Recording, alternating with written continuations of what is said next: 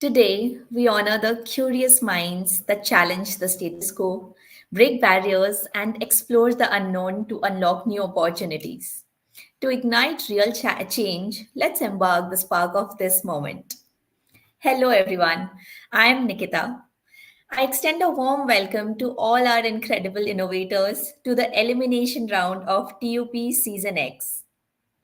Get ready to unleash your spark factor in this intense battle of brilliance because securing a win here is the ticket to the semifinals of one of the most prestigious B school competitions in the country, the Ultimate Pitch Season X. So let's get started. At Reliance, we thrive on fresh ideas and innovation. It's deeply embedded in our core, shaping every aspect of our businesses and social initiatives. The ultimate pitch was conceived with this spirit, serving as a platform for curious, pioneering minds eager to showcase their next big spark. Now, in our 10th season, TOP has evolved into an unparalleled journey. Continuing the decade long legacy, we flagged off the competition physically in the top 20 B schools across the country. At each of these institutes, we were met with enthralling audiences. The insightful sessions led by our visionary leaders truly sparked curiosity and creativity. But that was just the beginning. We've expanded our reach, connecting with thousands of students through digital platforms and virtual events, sparking this competition into a pan India celebration of bold ideas and innovation. Now, it's with great excitement that I invite you to experience the magic of our campus launches and the highlights of our Pan India virtual launch with this video.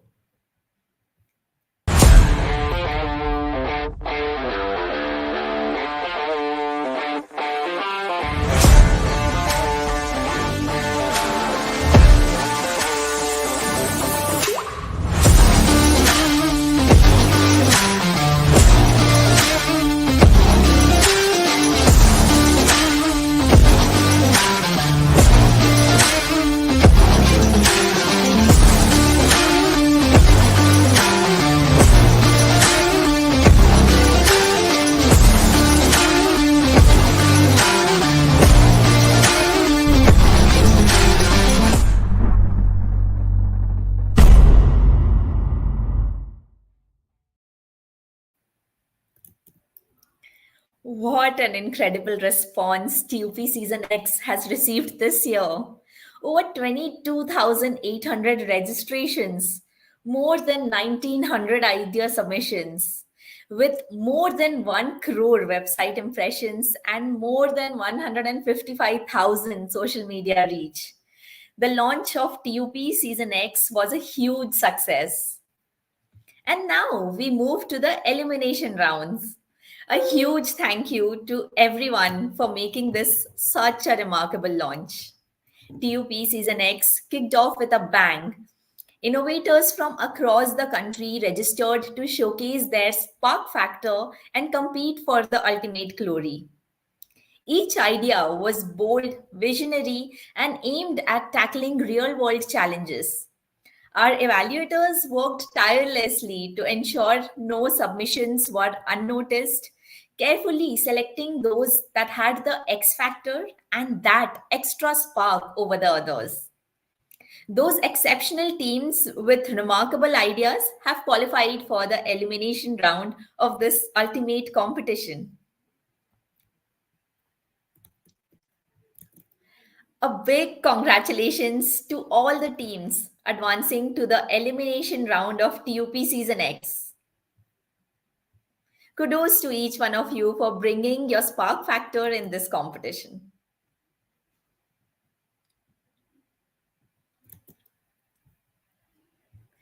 So let's now do a quick rundown of what's expected to happen. I shall be calling out the team names. We will play their 3-minute video on screen. Then the teams will get 3 minutes to pitch their idea to the jury.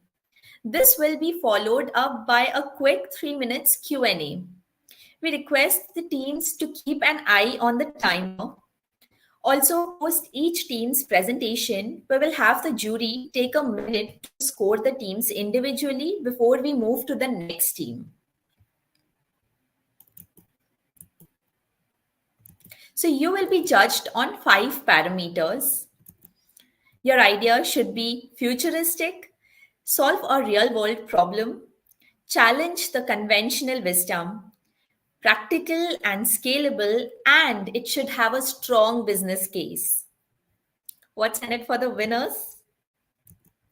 Well, for the ultimate champions of this season, the national winners will take home a grand cash prize. And that's not all. We are thrilled to announce more rewards. The elimination round winners and runners up will receive 50,000 and 25,000 respectively, along with T.U.P merchandise exclusively.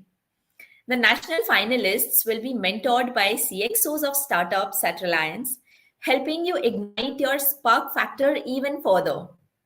Additionally, all the national finalists and select semi finalists will stand a chance to win the pre placement interview opportunities with Reliance. Well, what's new this season? National finalists and the select semi finalists will have the ultimate opportunity to engage in self reflection and enhance their skills with Level Up.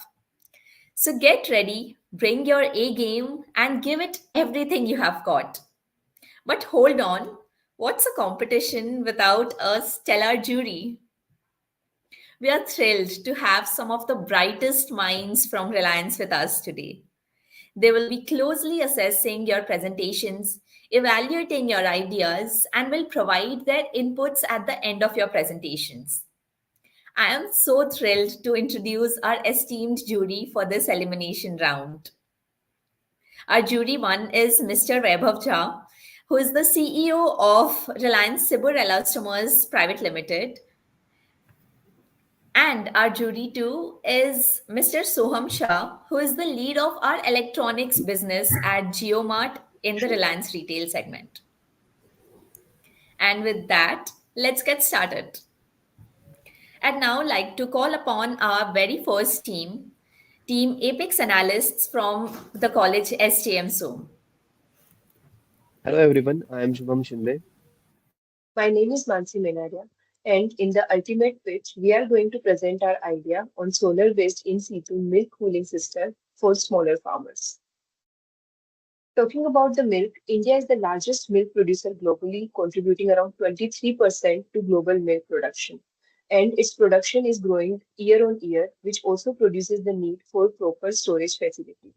If we talk about the milk journey, it involves dairy farming by the farmers in rural areas, followed by milk collection, where the freshly milked within 4 hours at rural collection center or directly transported to processing plants. Farmers often face improper refrigeration and unreliable electricity supply, leading to spoilage risks. Then the milk is being collected and transported to milk processing centers. If we talk about its supply chain, 52% of the total milk is sold in urban area and 48% is consumed in rural areas. We all know the significance of milk. It sustains millions of livelihoods, making it a cornerstone of the rural economy. But if we talk about its challenges, according to a study, 30% of the raw milk is discarded due to improper preservation at the village level. And milk is required to be kept at 4 degrees Celsius after milking process in order to keep it in the healthy condition. So our key challenge is the lack of cooling facility since the farmers often lack proper refrigeration and electricity immediately after milking, which is critical before transporting milk to processing centers. So, as we have seen the challenges in the storage of milk, we have proposed a solution which will include developing a solar-based in situ milk cooling system for small farmers. The features of the system will include a cooling capacity which will reduce the temperature of milk from 30 degrees Celsius to 5 degrees Celsius within approximately about 3.5 hours. The solar panel output will have three PV panels which will generate around 330 watts of power, total approximately about 990 watts of power. The battery backup will include around 150 ampere hour battery, which will provide the battery backup for 6 to 8 hours without any sunlight. Lastly, talking about the maintenance temperature, we will have an insulated container which will have thermal conductivity and ensure that the milk stays below 5 degrees Celsius, which is optimal for preventing bacterial growth and spoilage. Now let's talk about the scalability of our system. The system is approximated at an average of around 2 lakh rupees per system, which is covering all the charges such as solar panels, cooling unit, and installation. The expansion potential of the system can be scaled to larger volumes by adding additional PV panels and battery units. We can also leverage the corporate usage of the panels by equipping around 2.28 lakhs of remote cooperative housing societies with advanced milk storage technologies and prevent the spoilage of milk. Lastly, let's talk about the benefits of the milk storage system, in which we will have the reduction of milk wastage by up to 30%. We will also have increased income of the farmers by up to INR 7,200. We will have improved quality milk as the milk is being stored below 5 degrees Celsius. Lastly, we will also have an environmental impact as we will be preventing around zero point 0.5 metric tons of CO2 annually per unit. Thank you.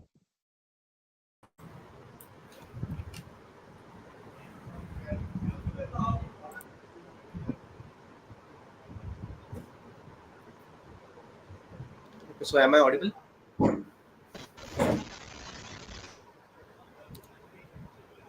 Hello,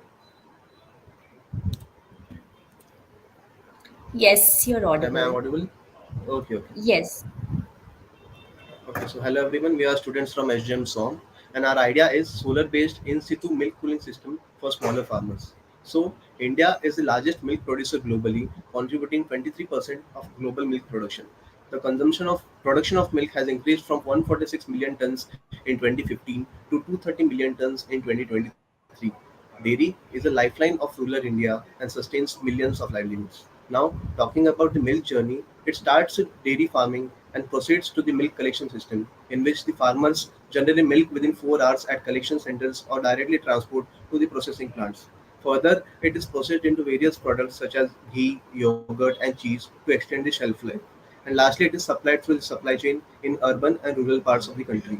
The main challenges that farmers face in this are farmers often lack proper refrigeration and electricity immediately after milking, due to which 30% of milk is discarded due to improper preservation.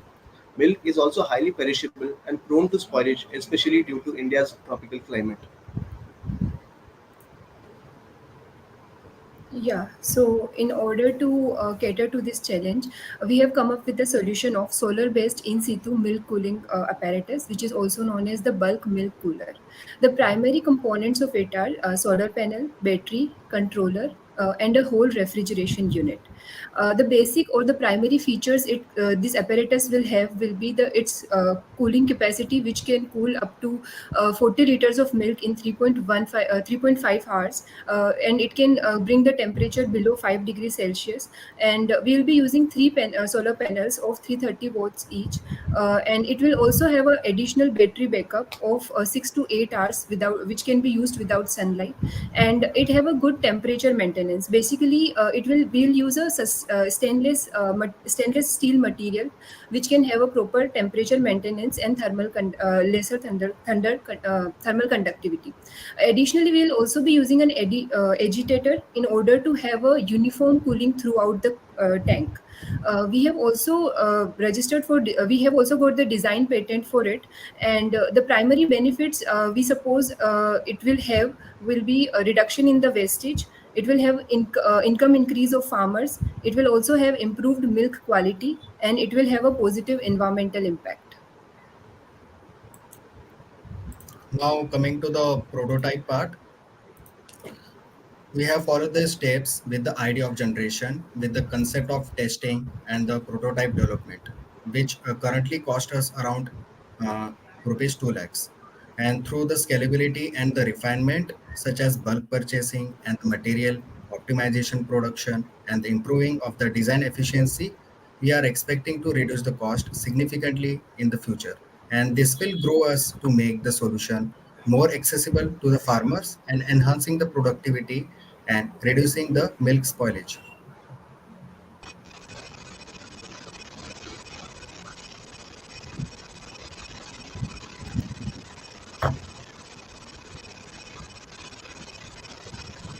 Team, you're not audible. Can you please check your voice? No, you're Pushkar, you not are on audible. mute. Please, Pushkar, you are not audible.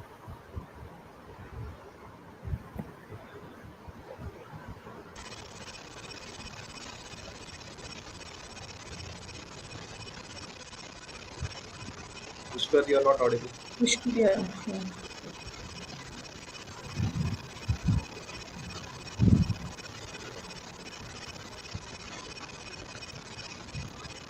Pushkar, if it's fine, the other members of the team can pick it up. Okay. Since we are, Okay. So we have. moving ahead of. Yes. Okay. Okay, I will continue. We have also calculated the financials of our project. We have estimated the savings of around 1,13,000 rupees per year, and this is based on the data about how the milk is sold at which rate and how much the farmers can save individually.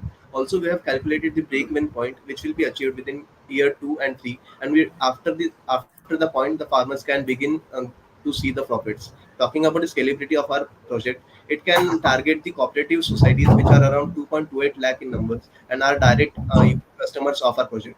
We can also expand our system, in which we can add additional photovoltaic panels in our system and can increase the cooling capacity by up to 80 liters of milk. We can also cut down the production cost by increase the economics of the scale by lowering the purchasing cost of different equipments. So that was our case. We are now open to any questions.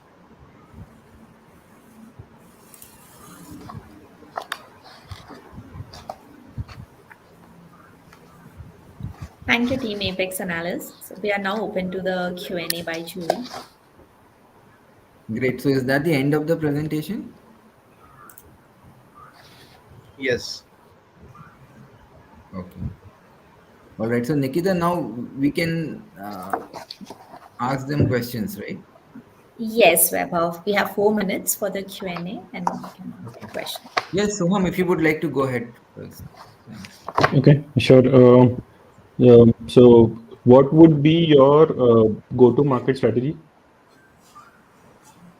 So basically, we have prepared this First, project for smaller farmers. So our first approach would be to reach to as many milk cooperative societies as possible. In India, we have around 228,000 milk cooperative society, and also we have farmers producer organization, that is FPO. So catering to those organization would be our first approach to go forward with it. And apart from that, we can also look forward to, when we achieve initial benefits, we can look forward to have like leverage online platforms to create short videos and educate the farmers about the same, because awareness is another thing which we would be looking forward to.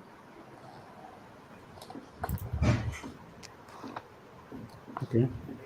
Uh, just to follow up question on that. So, currently the capacity that you're targeting is 40 liters, and the go-to-market strategy that you're talking about is more about cooperative societies.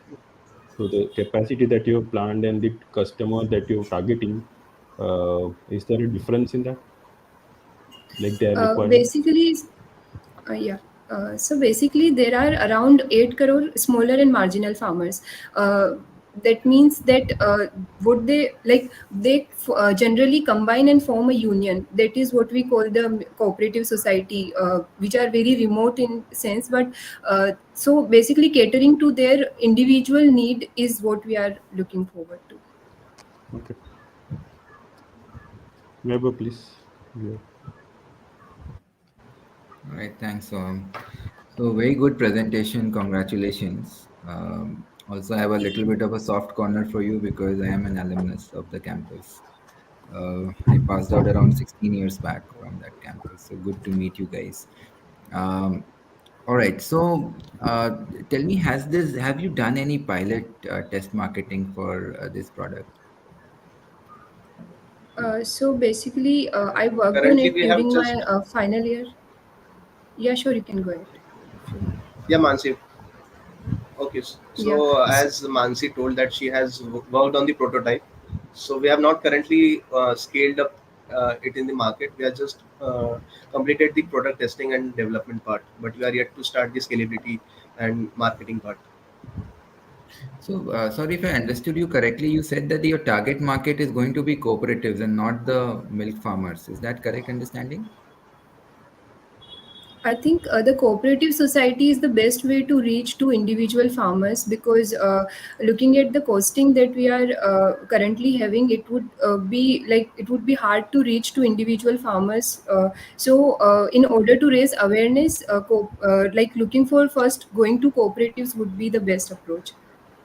Yeah, but who will And they be are buying? deep-rooted with the farmers. So it can be very easy for us to go with cooperative society first, so that they can raise awareness in the rural areas and the remote location where it is somewhat not accessible for us Yeah, to so go who's the directly. end user? The cooperatives are going to install it in their facility, or they will in turn sell it out to the farmers?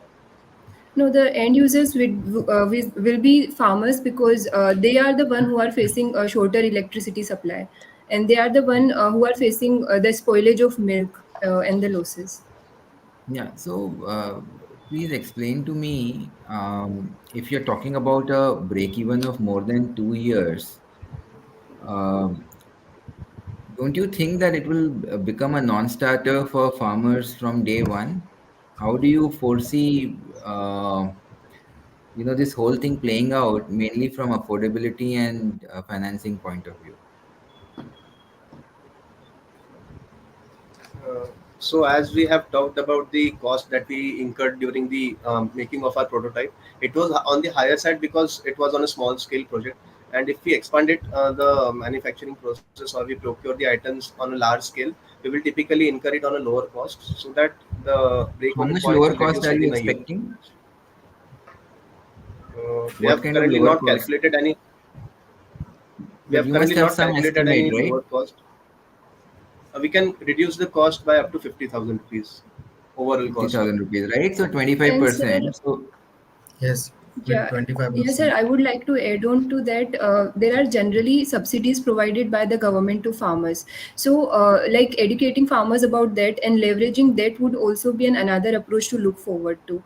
Subsidies such as PM Kusum Yojana is one which is currently active, and apart from that, there are like loans provided at lesser interest by the NDDB and other organizations, and also NABARD Bank.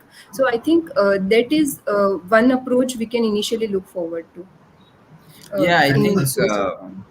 that is going to be the crux. I feel I don't know the market very well, right? But that's what I feel is going to be the crux. How you tie up the financing around it, right? So fair enough. And what is your um, manufacturing capex that you think will be required in the first plant that you would set up for this? Sir, currently, actually, we didn't calculated the manufacturing capex, but like it was the project that I worked in my final year. So at that time, we developed a prototype, and it costed around 2 lakh of rupees for us. But other than that, like cost estimation is we want like So we you have didn't. not done a business plan for it, right? That's fair to assume. we are Uh, further planning in future to growing the scalability issue which we are facing. So first, initially, we are trying this in a smaller scale. We will first take the output from the farmers and the cooperative dairy society. Then, after gaining the data and the correct data about what are the challenges and what are the things they are facing after this, Yeah. then we are thinking about to scale up in the near future. And with Yeah, so through this, we Prayag, will what I'll improve. suggest is that please work on a business plan just to so that any investor would like to see the returns and cash flows, upfront investment, etc., etc. It will also give you an idea of what kind of volumes you are talking about, what kind of investment you are talking about, and future cash flow requirements. So that is going to be the key, right? Not only here, elsewhere as well. Uh, but great. So thank you for talking to us. Soham, if you have any questions, you may ask now. Thank you. Yeah. Just add one question. Essentially, if I look at the product, it's solar panel attached to a refrigerator, a solar system related to a refrigerator. Why do you think nobody has been able to come, or what has been a blocker for anyone to develop a solution like this? Um, uh, how your idea would be different in this case? Sir, I believe that it is a, First of all, the milk tank that we are. Yeah, okay, you can go for it. yeah. Okay, so first of all, the farmers generally stick to the traditional milking system, in which they are not much focusing on the technology part. They are only seeing the traditional storing systems, and this is a technology that no one on a smaller scale implements, because there is a higher cost of installing a system like this. Generally, the higher companies generally use this system. So we are planning to provide this solution for the small scale farmers, so that they can also increase their income and reduce the milk wastage that is going on currently. Okay, The main got it. factor is that Okay, farmers thanks. are not using this is the higher cost. Okay, Yeah, so again, so one then thing is I'll back that to what Vaibhav spoke about. Yeah, yeah, also practically, if you see, the cost of electricity for farmers is zero, yeah. right? The But cost All of many right. of the electricity is cities zero, have but an electricity issue in the rural main So, areas. so They didn't get Ab- 24 into 7 electricity, and during the yeah, cloudy yeah. season or any So, season where there is no sunlight, then we can have this, and it has also a storage system which can provide us 6 to 8 hours of electricity adequately with the help of battery and the. right. I think you should study the practical electricity supply of farmers, right? And I think you will realize that they get 24 hours at 0 rupees. So try and explore and understand in, say, rural Maharashtra how they get their electricity. Actually, sir, I'm from Ahmednagar. Uh, Mm-hmm. so I'm from Sangamner. So many of the times the electricity went to gone for 8 hours or for 12 hours. Sometimes it was there for 24 hours. But many of the cases when I was at my village area, so I faced the electricity issue still. No, no, are it Sir, residential or it's not the just farmers? Sir, it's not just about the like electricity cost, but also improper electricity supply. The supply is also not proper in rural areas, if we see. So it is catering to two problems, not just the cost of electricity by using the solar panels. That is what I suppose. Okay. All right. Thank you. What I understood was you need a hook and a wire to get 24 hours supply, right, in rural areas. Anyways, okay. Yeah. Thank you. Thank you. Thank you Great so job. much, Thank you sir. so thank much. you. Thank you, Team Apex Analysts. Um, that was an incredibly insightful presentation. We got to see and a fantastic approach to tackle the milk storage problem at a much deeper level. Now, we would allow our jury a minute to complete scoring the teams.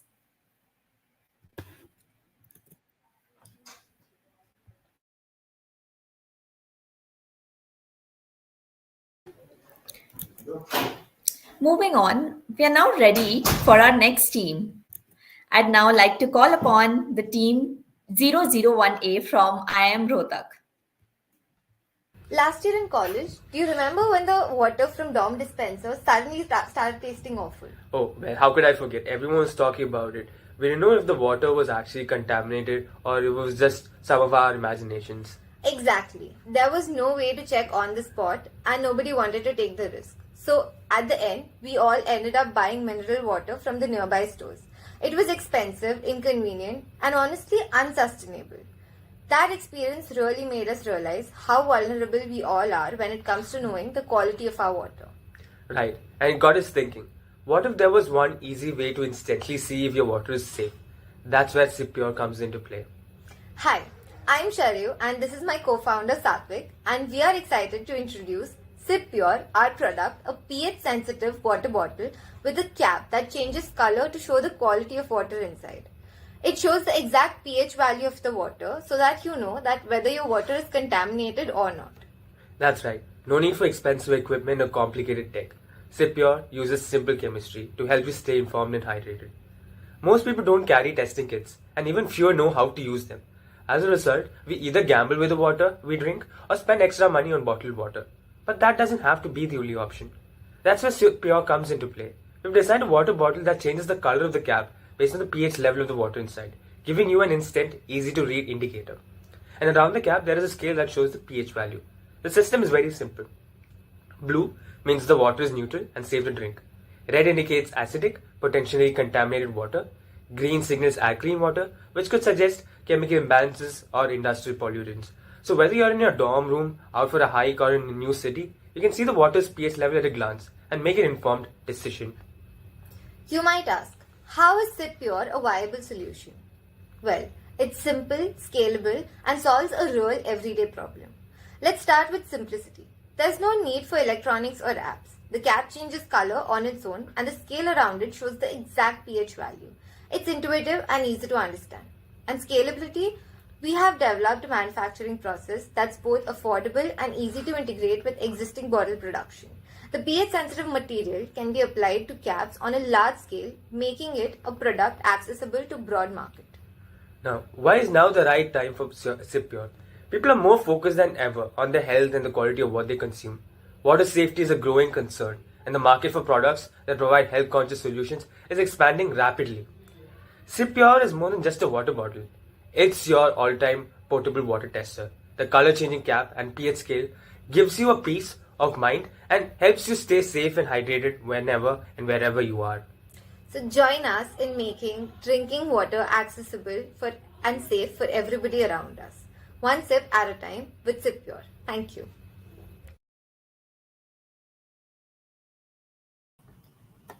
Shall we start? I think Assuming we yes. start. Good afternoon, everyone.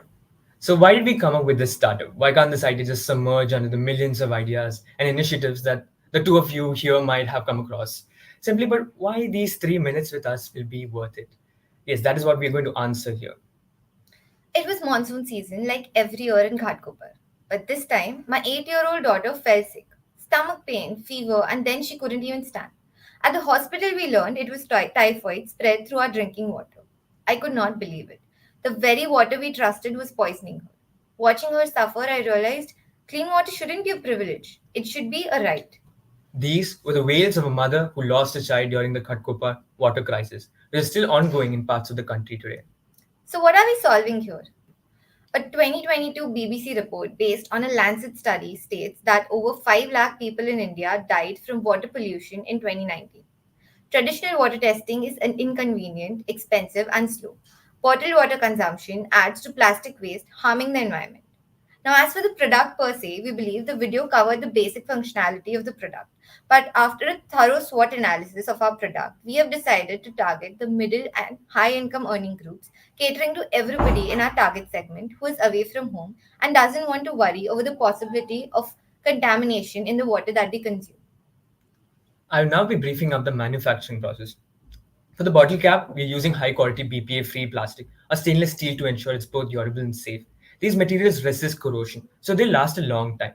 The cap will also have a pH-sensitive coating made from polymers like polyaniline, which react to water's pH levels. This coating is applied in a thin, even layer, so it won't affect the look of the cap, but will change the color.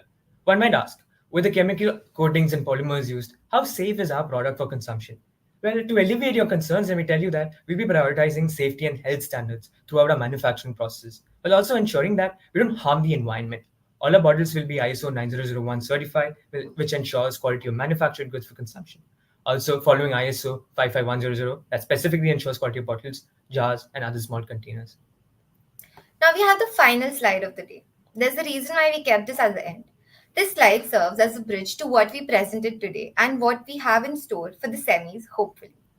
There's considerably more depth to the financial viability, and we would like to just give a sneak peek of the same. Our product stands out in competitive market dominated by smart water bottles like Lark, Live Straw, and Brita, which utilize advanced technologies for water purification. With that, we also present a very rudimentary breakdown of our financial projections in terms of costs and profits. At a stage so nascent, the numbers are optimistic guesstimates based on the data collated from different marketing sites. With further mentorship from guides like you, we can definitely provide more explicit figures. Thank you, sir.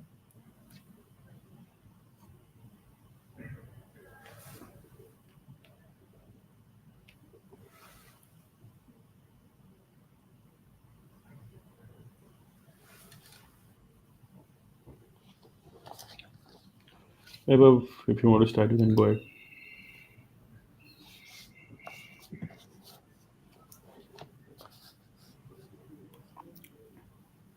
Some, would you like to go first? No. You can go ahead first. Okay, thanks, Om. So, yeah, good presentation. Good idea. Now, my question is that you mentioned that there are some existing products, right? Like straw. So, how it is different from these products?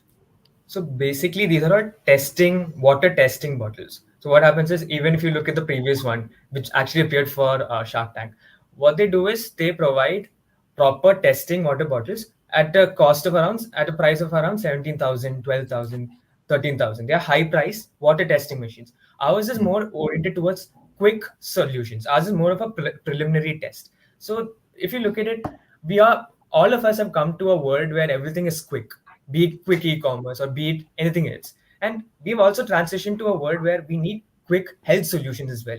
And here, what we provide is a sort of a preliminary test. So at a single glance itself, we'll know if the water is contaminated or not. That's the kind of solution we provide at a very cheaper price. If you look at it, 600 rupees was the pricing that we had provided, because there's only one bottle cap that we provide at the end of the day. Is that the only parameter you would check when you want to check for water purity, the pH level? So I think, sorry, that won't be the only parameter. But then when it comes to a preliminary understanding at a situation, say suppose you are at a hostel like we are right now, we cannot really afford a 17,000 bottle. That would be a very big investment for us just to ensure whether the dorm water is safe or not. Because we expect the water to be safe around us. Just for one preliminary check, investing 17,000 is a very huge sum. So catering to that audience, I think a bottle priced at 600 rupees will be a major differentiating factor when we position our product. So again, just to add on to that, this is more of a massy product, you could say, because this is something that is affordable to the masses. And 17,000, the ones that I mentioned before, those are more aligned towards industrial uses, to check the contamination of water for industrial purposes. But for a very day-to-day basis, I guess something of this sort is what the world needs. Is there any technology behind it which is proven, or have you built a prototype Uh, and have the technical idea of what polymer will work and how it will work? yes, sir. We had actually mentioned the, if possible, if we can change the slide. Yeah. So we had mentioned the manufacturing process here. This is something Mhm. that has been used before also. This has been a collation of different processes that has happened before in different other countries. And if you look at the polymers itself that you asked, polyaniline bromethymol blue and phenolphthalein, these are all acid-based indicators. These are stuff that we use even for seventh standard chemistry. But then again, there is a lot of implications towards its accuracy when it comes to providing results, when it comes to detecting pH levels as well. So these are the polymers that we use. Yeah, but then these are the pH material that you're talking about. Are you talking about coating it above some other polymers? No, sir. So the polymer or the steel a neutral base, and that will be further coated with the pH chemical or the pH coating material. And so, the sir also asked about the prototype. So, as for the prototype, we don't have any right now. We are very much into the research phase at the moment. Okay. Because, if I look at it, what you're writing, phenolphthalein is something which all of us know, right? And if you coat it, uh, I don't know how it works because typically it's a solution which changes color when you drop whatever acidic or alkaline material into it. And I don't think it's a repetitive kind of thing. You do it once and then you can't use it again unless you change the pH of the material that you are testing. So is it going to be one time usage or it's something that you can use again and again with as many times as you want? Actually, the one property about polyaniline is that it tries to neutralize the system once more. So while the other indicators, there are indicators and there are neutralizers. So once you use the product, let's say I'm pouring water and then it shows the color, and then after some time, a given there will be a given duration. This neutralizes the neutralizes the contents of the cap, and then again it will be used further on for other processes as well. So basically, it's recyclable, reusable, in fact.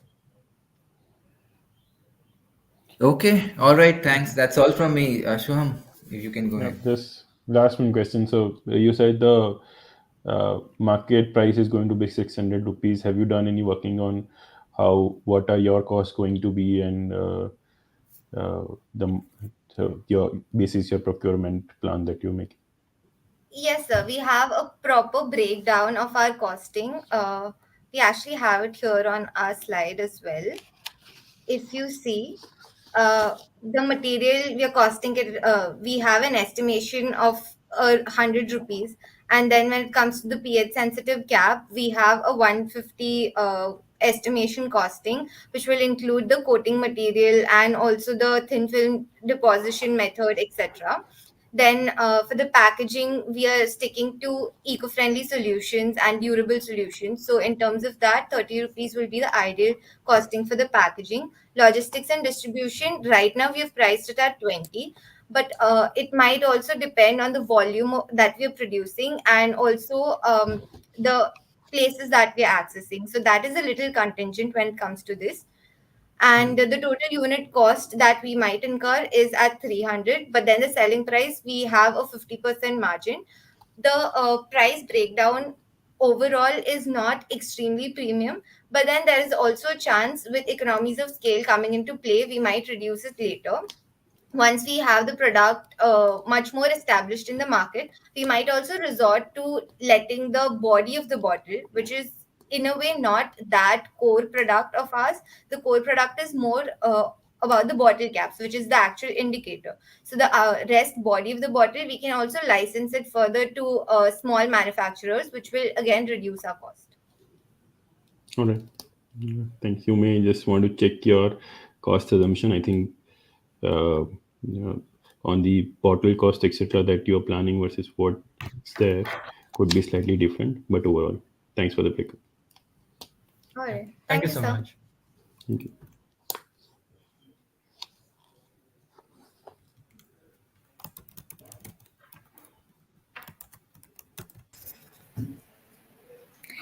Thank you, team, for such an insightful presentation. Well, now let's allow our jury to a minute to complete scoring the teams. While they make their assessments, let's have some fun. We'll have an interesting trivia question about Reliance. All you need to do is try to guess the answers in the comment section. The first person to answer correctly gets an amazing TUP merchandise. Ready? Here we go.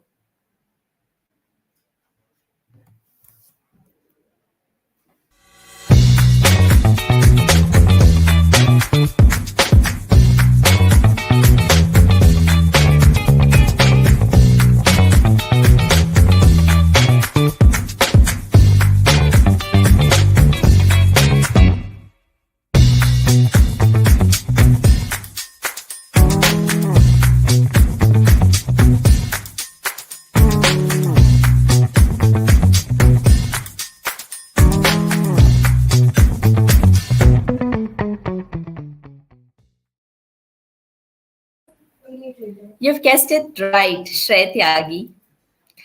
Please reach out to us on our social media handles or at support@unstop.com. Now let's move on to our next team. I'd like to welcome the team Blue Box from Masters Union.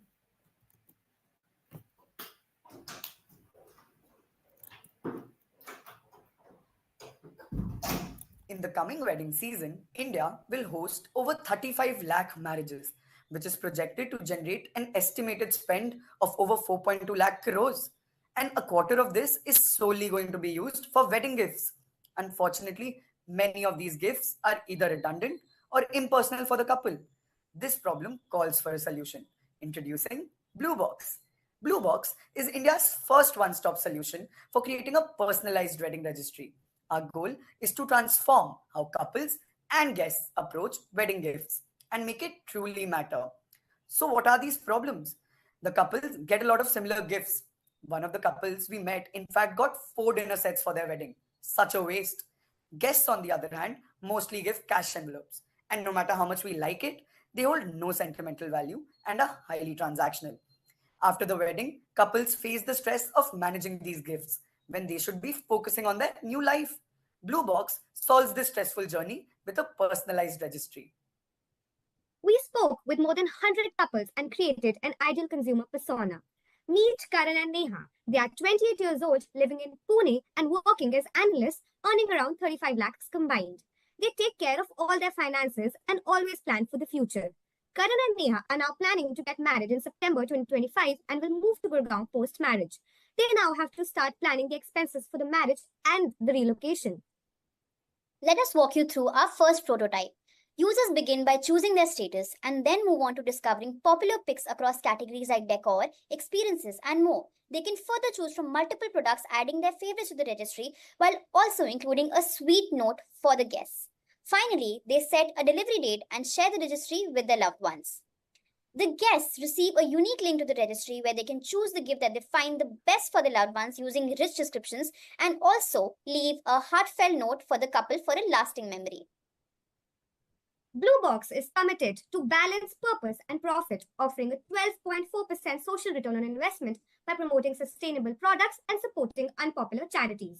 Blue Box will limit the wastage of resources and aims to inspire young, growing families to embrace modern gifting trends that matter the most.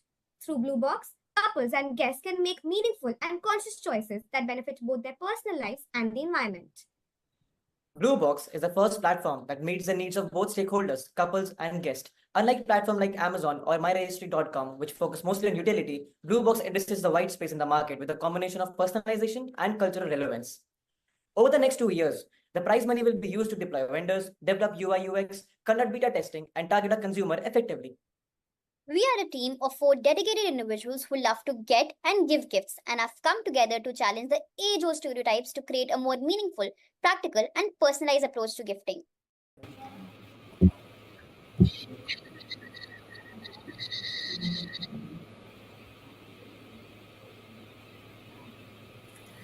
Did you know 1 in 4 weddings worldwide is from India, making it the fourth largest industry domestically? It truly lives up to the phrase, the big fat Indian wedding. Gifting alone contributes to 19% of the Indian wedding market, yet 50% of these gifts are wasted. So we decided to dive deep. We conducted primary research with recently and to be married couples, which showed that 62% of the couples viewed their wedding gifts as a waste. 3 out of 5 guests struggled to find something truly meaningful. There is clearly a problem, and the only fixes are the same old traditional solutions, relying on recommendations or endlessly scrolling online. But this trend is shifting, and that is where we found our white space. Blue Box is aiming to create a specially curated, personalized gifting solution which will bridge the gap for both stakeholders, couples and guests. Blue Box is here to transform the image of the gifting and make it truly matter. The process will be very easy for the user and is such that ensures there is no learning curve for new consumers. Our point of differentiation is the carefully curated collection catering to the needs of today's young couples and rewards for emotional elements, and lastly, having AI led recommendations. Our to be married couples are out there and they're looking for us. Our consumers are individualistic in nature and are motivated to build an independent lifestyle. They are in the age group of 25 to 35 years, residing in metro cities, and earning more than 20 lakhs to 30 lakhs per annum. The delightful part is that they are open to try new experiences, want to adapt to the modern trends, and prefer quality and experiences over quantity and materialism. At Bluebox, our go to market strategy is designed to build trust and foster long term brand advocacy. For the pre launch phase, we have started a pilot with 10 couples in Delhi NCR, simulating real user journeys. Simultaneously, we are onboarding quality vendors, educating consumers through blog posts, WhatsApp communities, and video content on personalized gifting. As we move into the launch, we will build awareness with teaser campaigns and influencer partnerships. Post launch, we'll focus on gaining through platforms that promote weddings like Wed Me Good and Shadi Saga. Finally, Blue Box will foster brand advocacy using UGC content, social media engagement, and the referral system. We plan on growing phase wise with the first year of operations in Delhi and then moving into Maharashtra and eventually Karnataka.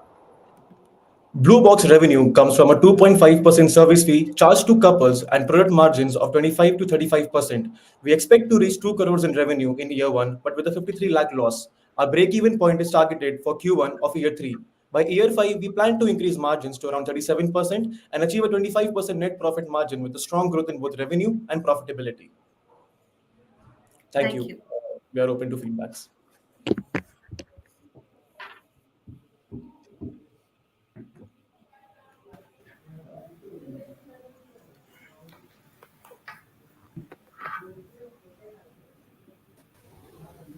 Soham, we can't see you.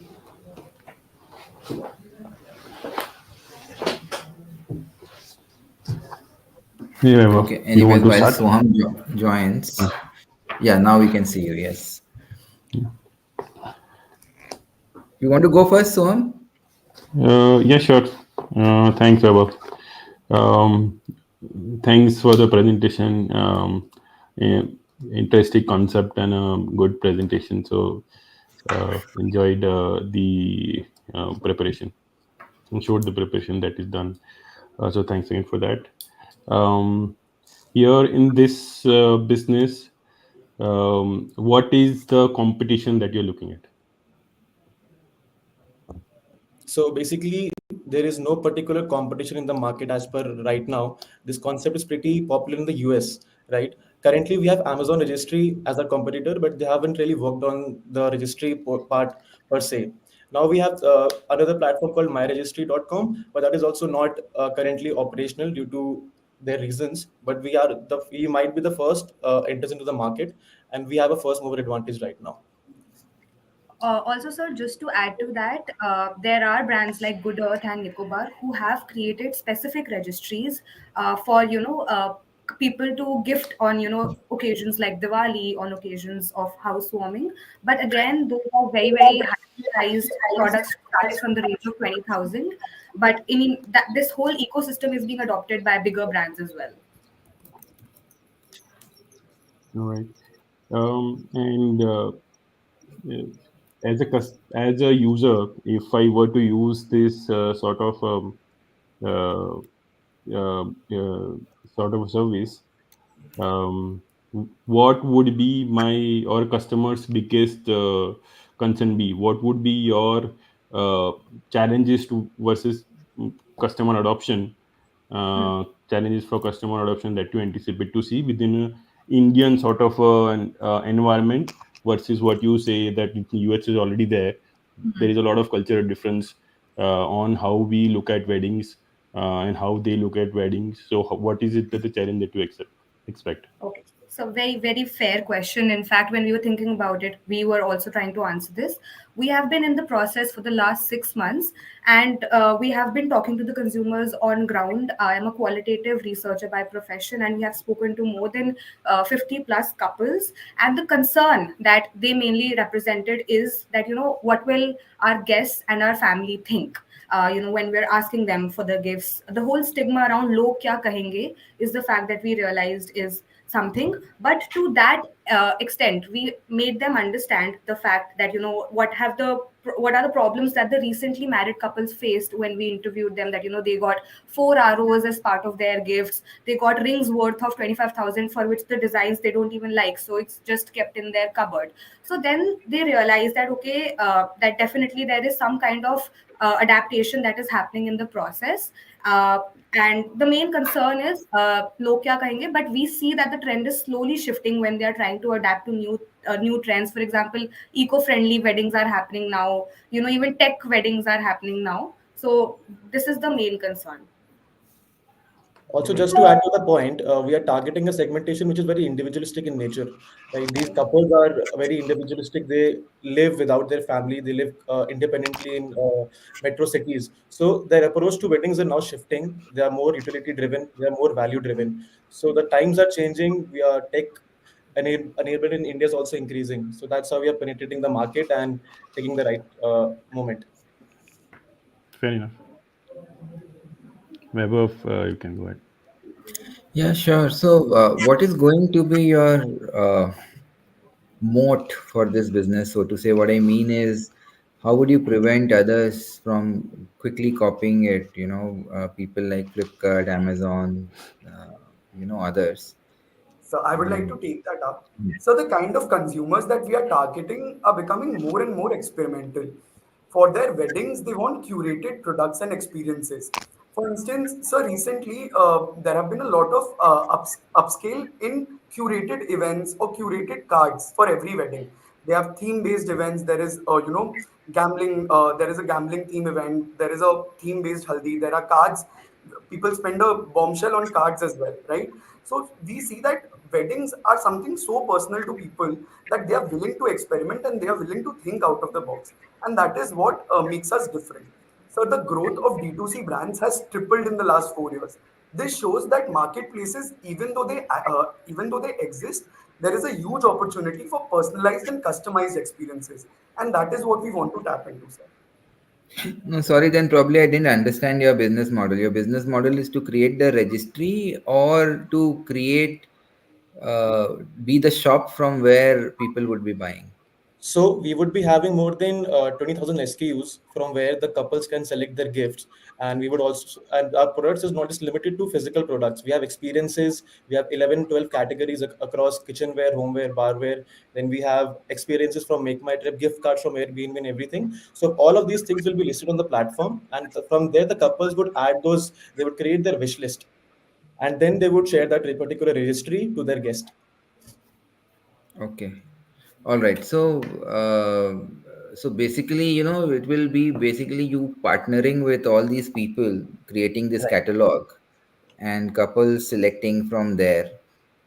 Right. Okay. And even if they don't find the selected gift they want, they also have the option to provide a link to us that they particularly want this product on the registry, and we would help them to add that particular product on their wish list.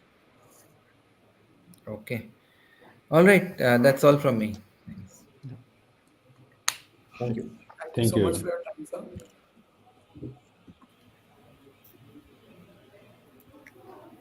Thank you, Team Blue Box, for such a beautiful presentation.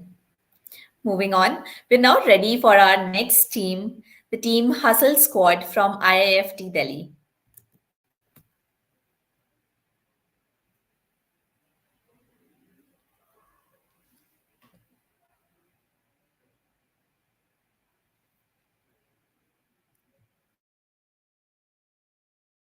Good morning. We are Team Hustle Squad from IIFT Delhi.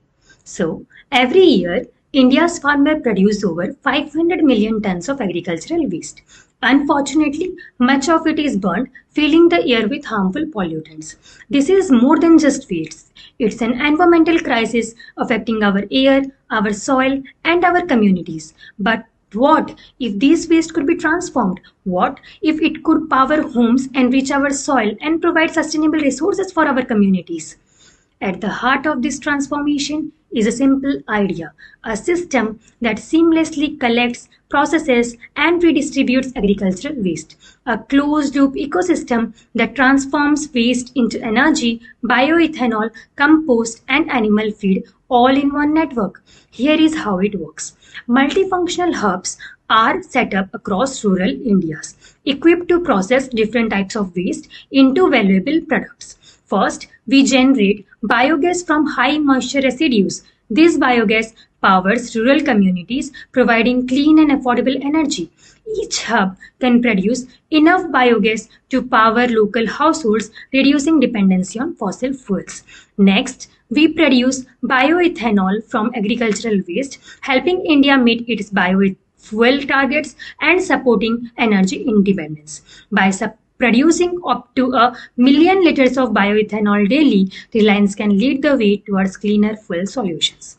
The ecosystem doesn't just produce fuel, it also enriches the soil. Nutrient rich residues are turned into compost and biofertilizers, creating a sustainable loop where waste from the farm returns to the farm, improving soil health and reducing chemical fertilizer use. And for our livestock sector, we process crop residues into silage and animal feed. This keeps our livestock well fed and supports the livelihoods of daily farmers across India. To optimize this process, we introduce a digital coordination platform. This app enables farmers to schedule waste pickups, track transport, and connect directly with processing hubs. With GPS-enabled tracking, logistics are streamlined, reducing transportation costs by up to 20%. Through this, Reliance can build a network of interconnected hubs that maximize the value of agricultural waste, generating energy, enhancing soils, and fueling rural economies. With each hub, we create jobs, reducing pollutions, and support a cleaner, greener India. This isn't just waste management, it's a transformation. Together, we can turn India's agricultural waste into an engine for sustainable growth and prosperity. Join us in creating a sustainable future where waste is truly a resource. Thank you.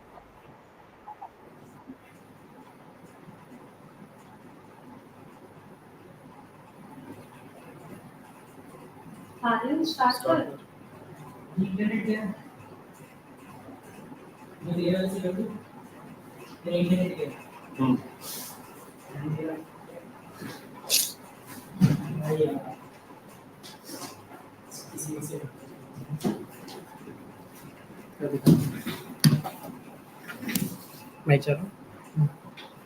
Good afternoon, everyone. We are Team Hustle Squad from IFT Delhi. Today, we will delve deep into Jivardhana, turning waste into life.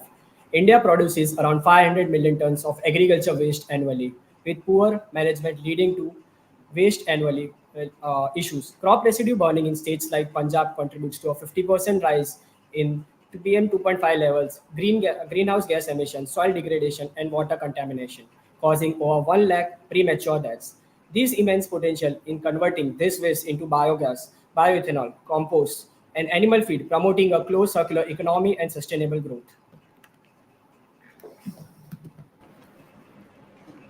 We've analyzed major agricultural waste sources across states, including horticulture waste, animal manure, processing waste, and crop residues. This ensures a clear understanding of what to source, availability, and a strategic collection plan for each region. Starting with sourcing, we target crop residues from Punjab, Haryana, and UP, horticulture waste from Maharashtra and Andhra Pradesh, and processing waste like sugarcane bagasse from Tamil Nadu and Punjab. We'll establish localized waste collection centers at district levels, handling 5 to 10 tons of waste daily, with centralized hubs near processing plant storage by 50 to 100 tons. For logistics, we'll use trucks to move waste from farms to local centers and railways for larger hauls to state hubs, optimizing transport routes with GIS tools. This feed into our four key product lines: bioenergy and biogas from crop residues and manure, targeting transport and power sectors, bioethanol from bagasse and rice straws for automotive fuel, compost and biofertilizer from manure and waste for organic farming, and animal feed from crop stocks for livestock farmers. With this model, we are turning waste into a sustainable and scalable solution.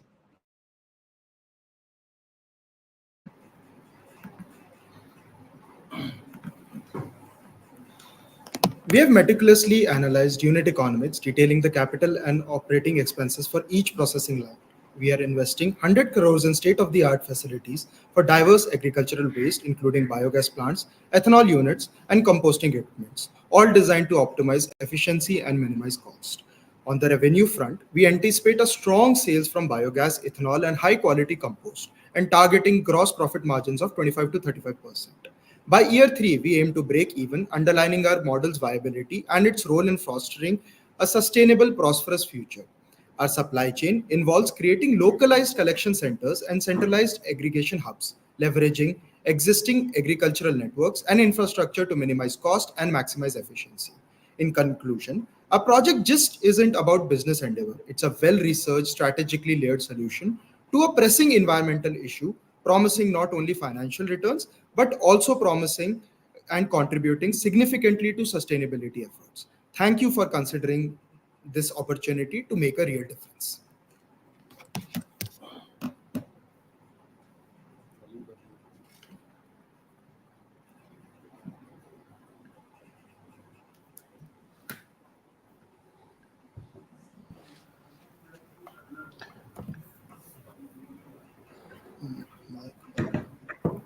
Soham, we can't see you. Um, while Soham joins us, my question to you is that this would have been quite path-breaking maybe 8 years, 10 years back, right? Now everyone is doing it, including Reliance. So, what's the difference between what other people are doing in bioenergy and what you're proposing? So, I believe that currently all the existing plants and machines which are operating in silos. They are operating. One is producing bioethanol. One is producing handling horticulture waste. One is using the biofertilizers. But none of them are doing it all together at once. So, what we are trying to do is create a circular economy where we will secure the waste from the farmers at their doorstep, and we'll be able to process them and segregate them into all the different four products and sell it from a single unit, so that we have a from the waste collection till the selling, we own that complete cycle, and there is no individual partners involved or people working in silos where there can that particular for that particular reason that can cause too many issues when people work in for example, let's say two different companies are working in two different domains, and one is handling biofertilizer and one is handling bioethanol. That will not lead to fully efficient utilization of any of the resources and will lead to a lot of waste generation for them. Okay. So, is your proposal to limit yourself to just the collection or also production of, these bioenergy fuels? Sir, as my colleague mentioned, so majorly like what we are trying to do is what we analyze through various startups, as you mentioned, are working currently in this space. Like even like in the modern areas, there are Scrap Uncle, or in the like rural areas, there are EcoVision like startups working. But the major challenge that they are facing is on the sourcing side, because that is the prime issue that they face. Definitely on the producing side, there's not much of the technological advancement that we are looking into. The systems are pretty much in place. So although we are looking at end-to-end solution, but what we have tried to do is focus more on the sourcing side, like from where to focus, what are the incentive structures that could work on for the farmers, and what exactly to source, from where to source it. So that is where our major focus is. Once that is done, we believe that there's technology and tools available to produce and then to sell in the market. Right. So, can you highlight, take any example and show how your procurement strategy is unique compared to what others are doing in the market? So, sir, talking about the procurement strategy, what exactly we are trying to do is we will incentivize farmers for, let's say, they produce a ton of rice or wheat waste. So we will give them, depending on the quality and the grade, there will be range, let's say from 500 to 1000 rupees per ton. It will be range, along with which we will create slabs, bonus slabs. So if they, let's say, if they give more than 5 tons, so we will give them 15% bonus, which will incentivize them to submit more and more waste, segregated waste to us, which will make our work easy. Along with which we will give them facility or subsidize seeds as well as subsidize bioenergy that we are producing to them, which will incentivize them to go from collecting more and more waste and giving it to us. So this is how it will be different. Along with which we would try to partner with APMCs where they already have a infrastructure available. We just need to partner with them so that they could collect the waste as well, and then we could give some profit sharing proportion to them, through which our procurement strategy would be completely different from the existing players. So, what you're saying is that your strategy is to pay more to the farmers for sourcing material. Yes, we will pay them to provide the raw materials that we will use it. And like as you can see from the unit economics, even if we procure them, let's say at 1 rupee or 2 rupee per kilogram, we will still be able to create a CAGR of 30 to 50% depending on the product that we are producing from it.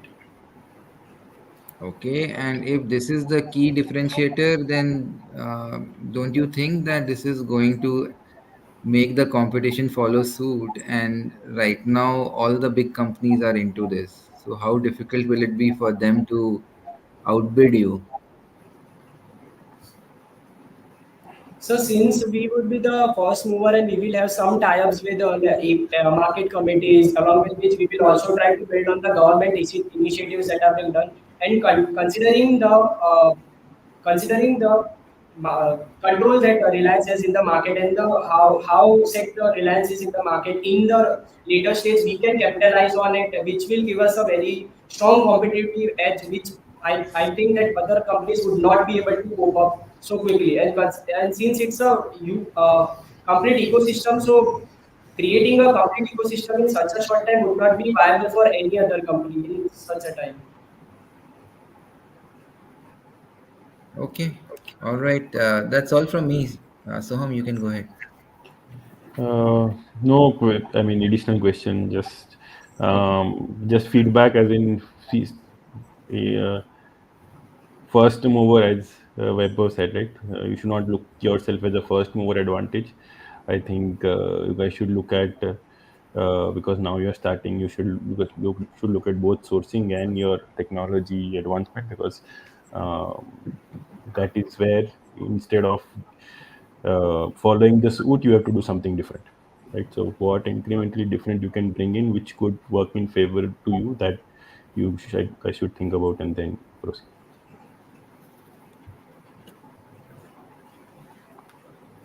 Thank you, sir. All right. All the best. Thank you, sir. All right. Thank you. Thank you, Team Hustle Squad. We hope this interaction with the jury would help you improvise your already impressive idea, even further. Now, let's allow our jury a minute to complete scoring the teams. And while they make their assessment, let us have some fun. So now we will have our trivia question about Reliance. All you need to do again is try to guess the answers in the comment section. And the first person to answer the question correctly gets an amazing T.U.P merchandise. Here we go.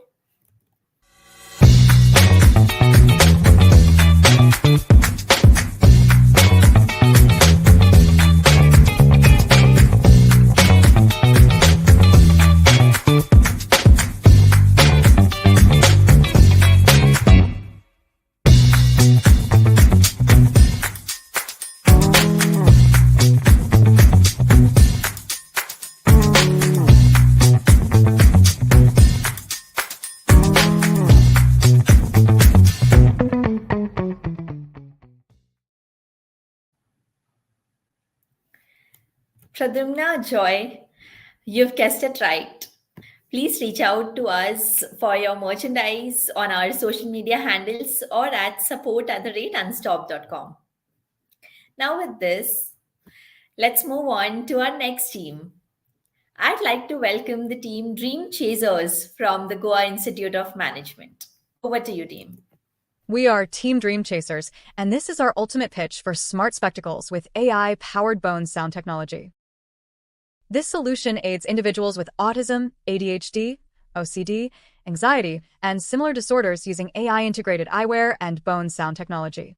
The smart spectacles feature a camera that captures the user's view, with AI delivering prompts and acting as a personal assistant, offering guidance and calming instructions during anxiety attacks. In this video, we are primarily focusing on the utility of this product for people with autism. Let's understand autism spectrum disorder, a neurological and developmental disorder that affects social interaction, communication, learning, and behavior.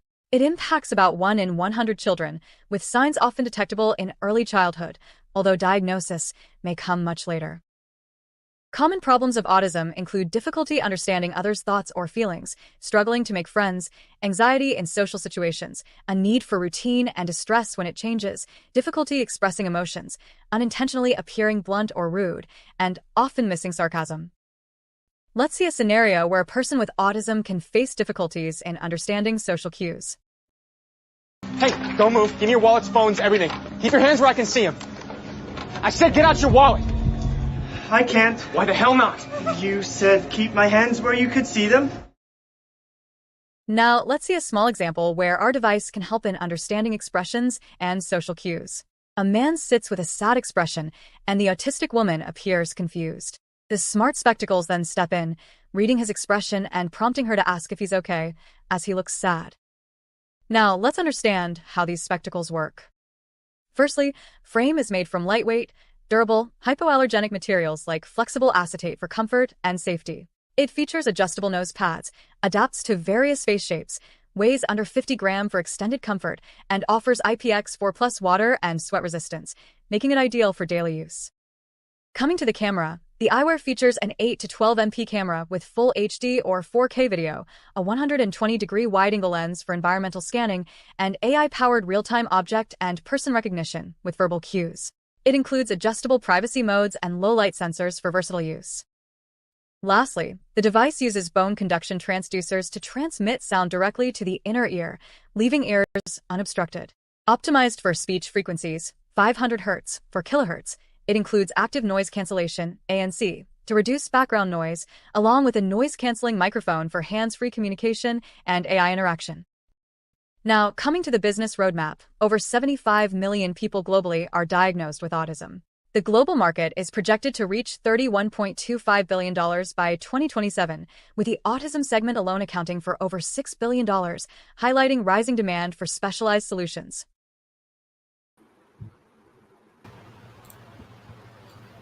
Good afternoon, sir. I hope you liked our video pitch.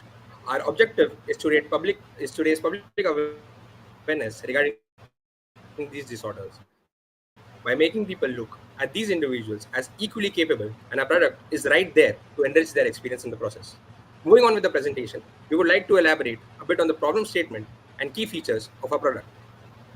Looking at our problem statement, we have individuals facing autism who show symptoms of social communication discomfort and sensory overload.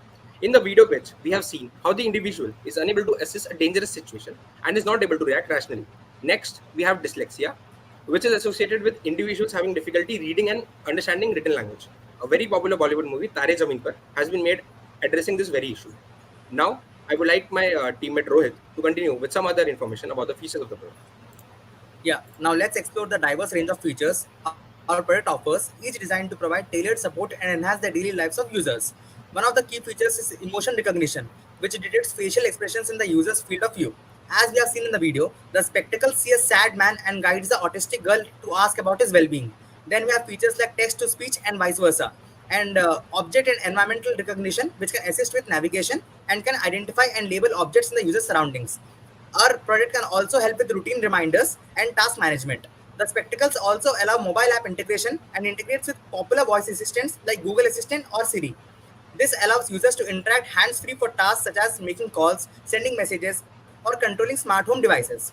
Lastly, the spectacles provide detailed progress tracking and analytics, which allow caregivers or users to understand patterns in the user's behavior. Now let's understand how our spectacles can seamlessly connect with our mobile application, Visible.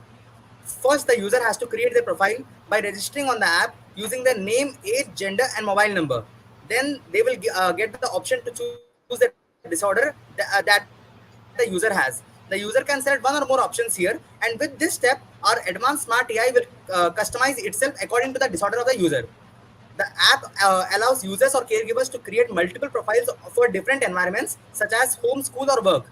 In high stress situations, the app activates calm mode, reducing both audio and visual input to prevent sensory overload. Additionally, the product will also have an automatic SOS trigger along with the GPS tracking, which allows caregivers or trusted contacts to monitor the user's location during emergencies. Overall, our spectacles provide real-time control, monitoring, and progress tracking, ensuring that we offer an adaptable user-centric experience. Thank you.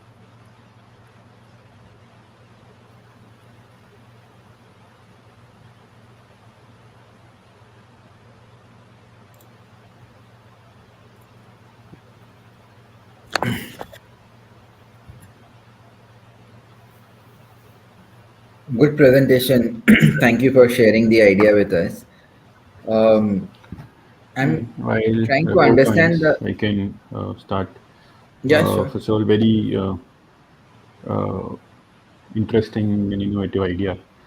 Um, now, I wanted to understand the use. The use is more for people with this people to be involved in society more with the video that you showed, or for them to have also access to help when they need? I was slightly confused on the use of the product. I'm taking this question. Our product is mainly with making the users, because the users have we are our target audience is users with various disorders. For example, if I take our primarily autism, as we have shown that the people with autism are unable to understand like certain instructions. For example, in that situation, he told hands up, but in emergency situation, he has to overcross that instruction and do what is required at the point, and they are unable to understand that. For example, another example, if I take a person, if he does some sarcasm, the autistic person would not be able to understand that that is sarcasm, and he will take it seriously. So our product has a which has a camera. It observes, and it has a, with the help of bone sound technology, the visual is the input, and the with the bone sound technology, that is the output. It will, the AI will recognize what instruction exactly it is giving, and it will interpret and tell the user that he has to act in this way. And similar, like for dyslexia people and other, so it helps mainly the users with these not disorders, I would say. So to adapt well in these social cues. Okay, got it. Understood. From the product viability point of view, uh, what all, which stage are you in from product? I mean, have you built a prototype? What all areas will you need to work on for to reach the production level? Sir, I'll be taking this question. Sir, right now we just have the idea. We'll be building the prototype soon, and we will be actually outsourcing most of the work because we do not have expertise in a lot of technology. So we'll be outsourcing a lot of work. We'll have an operations team which will look after the integration of all of these operations, and then they will give out the final product. Right, adding on to my partner's this. So actually we had we had all the business roadmap ready, and I would say that we also prepared the cost breakdown summary. For example, the spectacle frame, it would start from 2000 to 5000 range, and the bone conduction system starts from 2500 to 4500. And additionally, we have hardware systems involved, that is camera and sensors, processor and memory and battery, which starts again from 5000 to 7000. Overall, our product would cost like the minimum cost would start from around 12,000, and it would range on higher end up to 30,000.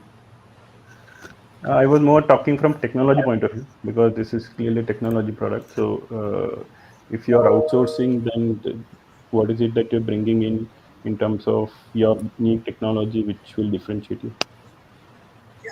We are actually, the things we are involving is artificial intelligence, the cameras, the sensors, the GPS tracking, and the high quality lens and frames and all. So they are existing in the market. The frame we are using is flexible acetate, which is not being used in most of the frames nowadays. That we have decided to do because it would give extra comfort, because the people with anxiety and severe OCD, they are quite particular about these things. So we are using the existing technologies, but we are integrating various technologies and at one place. So this is a end solution for them, like a one point solution integrating all the technologies, because there is no such technology. A person cannot use another Bluetooth speaker and spectacles and a camera, and like it are existing in different places, but not in one product at a place. Okay, Vaibhav, we can go ahead. Yep. Wasn't Google Glass used for exactly the same thing, and now there is something called a superpower glass, which does exactly the same thing?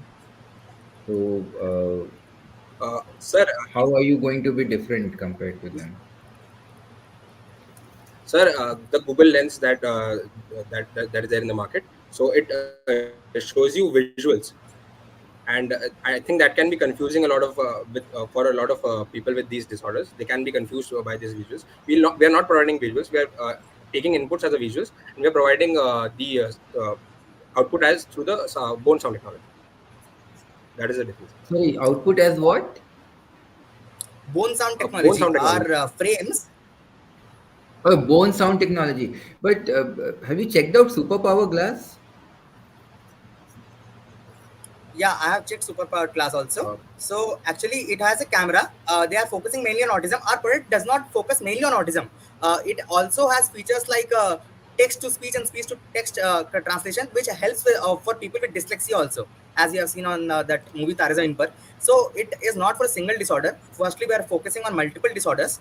Also, it has a calm mode. That one more. This is a very important feature. When people get anxiety attacks, our glasses and with the help of bone sound technology, it reduces the audio and audio and video inputs, and it gives the instructions to go in a it gives the instruction that you have to go in a calm environment and sit down for some time, and it gives relevant instructions for the person to calm down. Also, it sends a SOS trigger so that emergency contact can be contacted, and caregivers can come at the place. So these are some things that are not involved in the Google Glass. and how will you protect your IP if you're outsourcing everything? So we will patent our product first of all, because our product is unique. It does not. It involves, obviously, every product in the industry uses product like this. It integrates product from different places. So our product, all in all, is a unique product. We will patent it first of all, and then we will be the first mover in the market. So we have planned the go-to-market strategy also. Like we have both B2B and B2C models. For B2B, we will be contacting and collaborating with major healthcare institutions like Max Healthcare. It has specialized care for autism and such neurological disorders.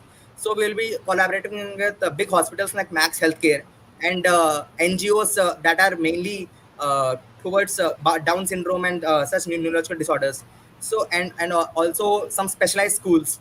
So we'll be collaborating with B2B business models, and we will bring our loyalty base. And adding to this point, we can also collaborate with health, fitness, social media influencers, and run targeted ads and campaigns also in Yeah, see, the in the marketing online is the easier through online. part, right? The challenge is in getting the tech product in place. And as far as my knowledge goes, all that you're talking about is being done by Superpower Glass. But okay, probably know it better, having researched it better. So there could be some improvements. But it's a very tech-heavy product which will require a lot of IP, right? It's not just the system integration IP, but also the individual, softwares and hardware challenges that you would face, which would require a very strong tech team. And if you decide to outsource all of it, typically such high tech products become difficult to look at just as a system integration challenge. But anyways, Well, the idea is good, and to begin with, we will all, outsource, but obviously in the longer run we will try to uh, make most of the products in house. the challenge So comes only in beginning, right? Once you have made the technology, then it's not so challenging, right? Then it's incremental. It's the because first the production breakthrough. cost and manufacturing cost will be huge if we begin with such a huge cost in the beginning, and if the test run doesn't go well. So being a marketing graduate, this is what we thought with. So firstly, we have decided to scalability to scale our business to reach our target audience as soon as possible. So no competitor can copy our product. Okay. All right. So thank you for your presentation and sharing your idea, and all the best to you. Thank you, sir. If we come to the next round, we'll definitely come back with a better answer for your question. Thank you, sir. Thank Thank you. you, sir.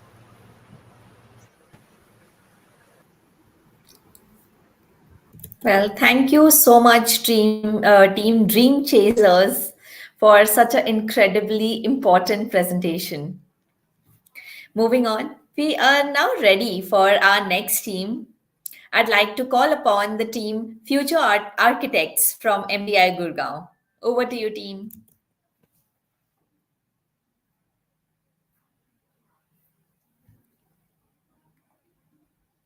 Good day, everyone. We are Team Future Architects from MDI Gurgaon, and we will be presenting our furniture in a box solution for the case. Neha, a 30-year-old software developer living in a compact apartment in Mumbai, loves hosting friends and pursuing her hobbies.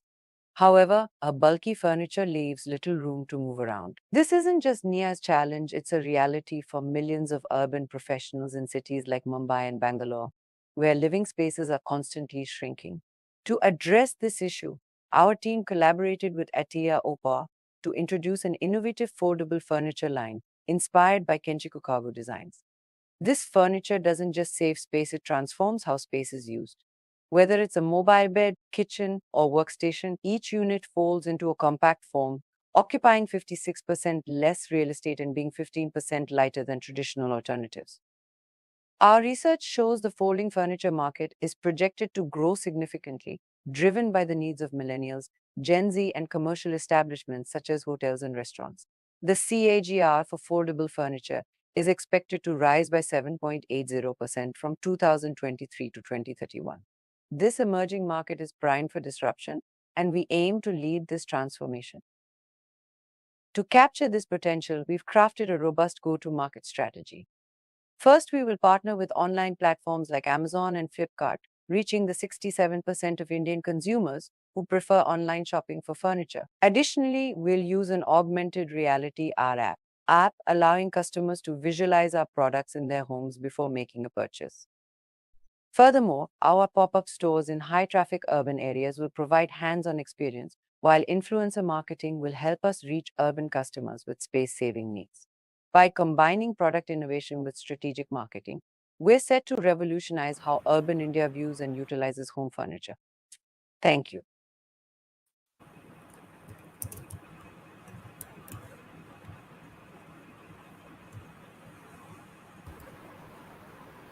Good afternoon, everyone.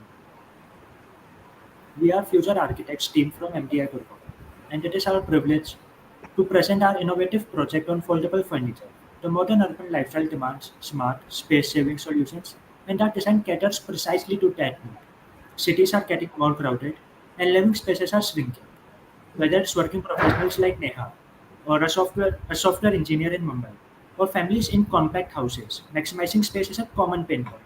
Our foldable furniture solves this by offering flexible, stylish, and compact solutions. Picture this: a full-fledged kitchen or bed, packed in a suitcase-like cabinet. When open, it's a functional space. When closed, it takes up the minimal space. Our designs save up to 56% of real estate and are 15% lighter than market alternatives.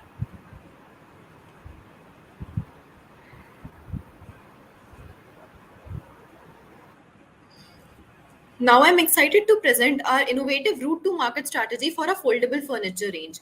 Recognizing the shift in consumer behavior with over 67 of purchases happening online, we plan to partner with leading online retailers like Amazon and Flipkart. To enhance our customers' experiences, we will develop a mobile app featuring augmented reality to visualize furniture in their homes. This app will also include a 3D configurator for customizing furniture before purchases. Additionally, we will host pop-up stores in high-traffic areas like those of Lower Parel and Andheri West.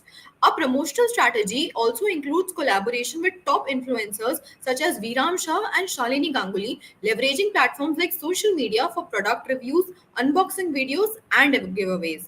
By offering competitor pricing and ensuring availability across multiple channels, we aim to meet the needs of our target market, the people seeking space-saving portable furniture.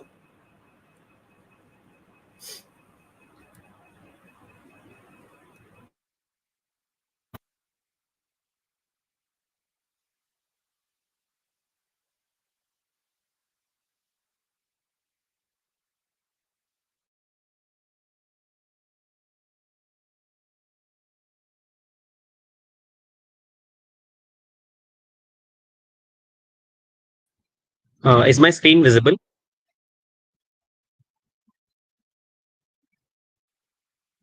We have Yes. identified Madhya Pradesh as the key location for sourcing of the raw material, as it has one of the largest reserves of the teak wood. This reduces transportation costs and ensures access to skilled labor at lower wages. Our manufacturing will use specialized tools from Germany to ensure high quality production. For distribution, we'll be focusing on Maharashtra, leveraging its large market and strategic location for warehousing. Retail distribution will be managed through a partnership with Pepperfry or urban leaders with exclusive showrooms in major cities.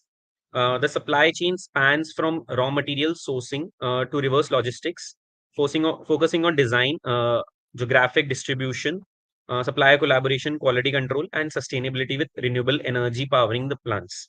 Next, I'll hand over to Sriyan for the financials. Now we'll talk about the pricing strategy and the financial projections. We estimated the cost to be rupees 11,000 per unit. For coming up to the selling price, we tried two approaches: competitive pricing and value-based pricing. The prices were 18,000 and 20,000 rupees respectively. We went ahead with the competitive pricing, and so the 18,000 rupees selling price was finalized. Then for the projections, we assumed an increase of total units sold per year to be around 10% and the price increase per year to be 5%. As per this, we estimated that the annual revenue by 2030 would be around rupees 370 crores with a net profit of rupees 55 crores. For the execution phase, we have taken a 1 year timeline, which starts with the stakeholder analysis and market research and ends with the product launch and the post-launch review. Thank you.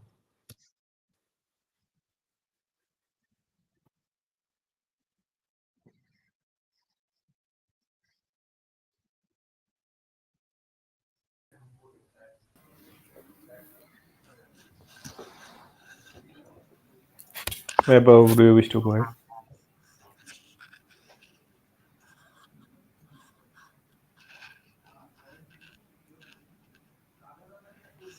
Som, we can't see you. Yeah, now we can see you.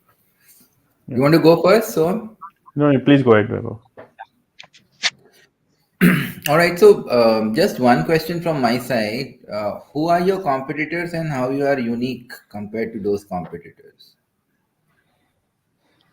If I would take this question, the major competitors, this section is very unorganized section since customization of the No, I'm asking furniture about the is very organized player who are trying to do the same things.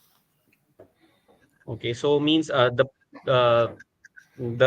companies such as Furlenco and all they rent the furnitures. So these are some of the major I think the competitors in this segment.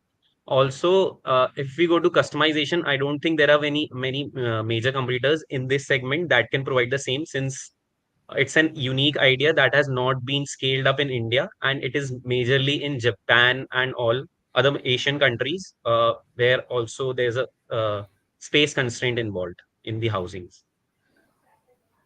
No, so this has been tried. The customization has been tried in Japan, you mean to say, or these furnitures, which are space-saving furnitures, has been tried in Japan? Space saving furniture, there are companies that are trying to bring up this idea there, the furniture in box idea that we are proposing.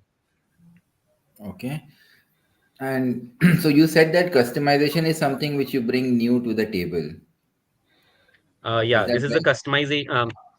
There will be certain amount that will be customized, not all, since it cannot be customized at a very large. Customization is not very still possible in India at a very large scale today. But yeah, if we go forward in the future, we can yes go with the customization part of it also.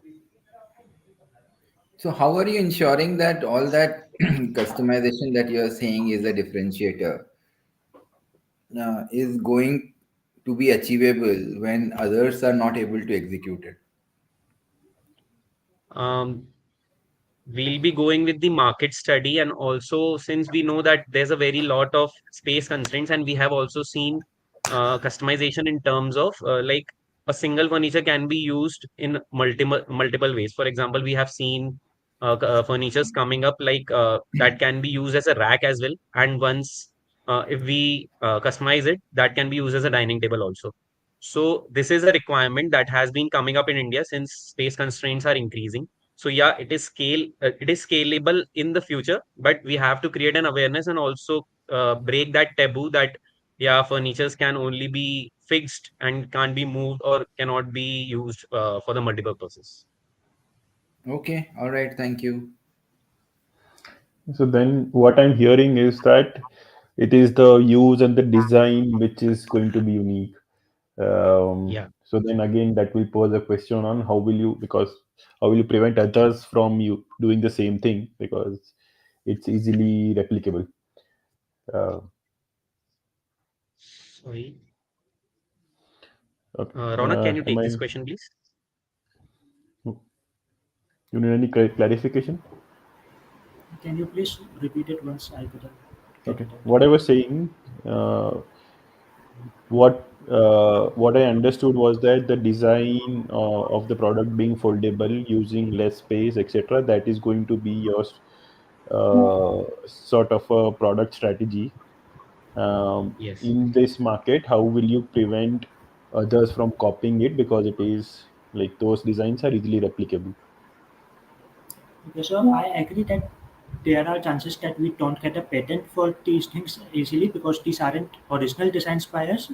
But I feel that these aren't easily replicable because of the huge investment, capital investments, and the latest technology that is required. Our design, com- our design compresses entire kitchen or entire bed into small cabinets, and these are not just foldable designs that the bed will go towards the wall side or something like that. So our entry to barrier will be, if I say entry to barrier to that thing, then our major entry to barrier will be designs and the innovation in designs that we can come up with time to time from time to time. Also, just to Yeah. add on to Ronak's point, since we are currently, and this is a very much unorganized market, so we are trying to be the take the first mover advantage, and furniture is something that the users purchase for on a long term basis. So what we are planning to do is that we will be placing our brand in such a way that we create a trust factor in the users, so that even though other competitors might come in the future, but the users will say that, okay, I trust this particular brand because I have used the product, and I will continuously repurchase this brand only, and I will refer others as well.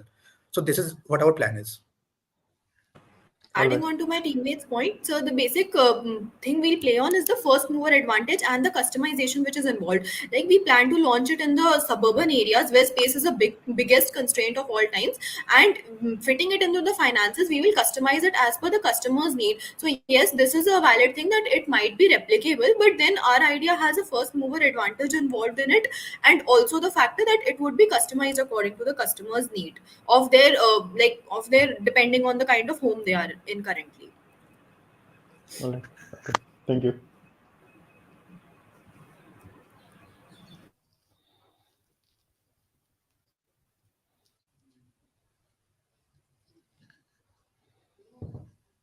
No further questions. Thank you, sir.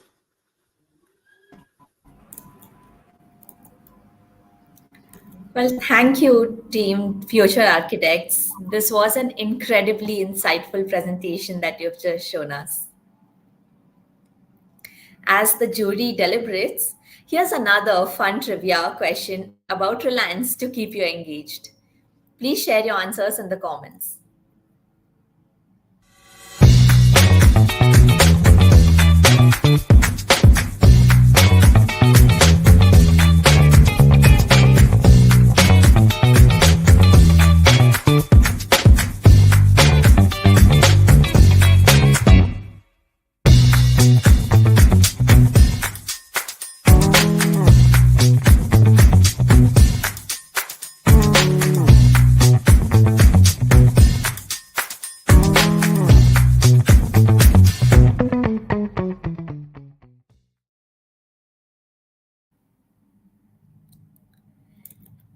Congratulations, Harshit Negi. You've got it right.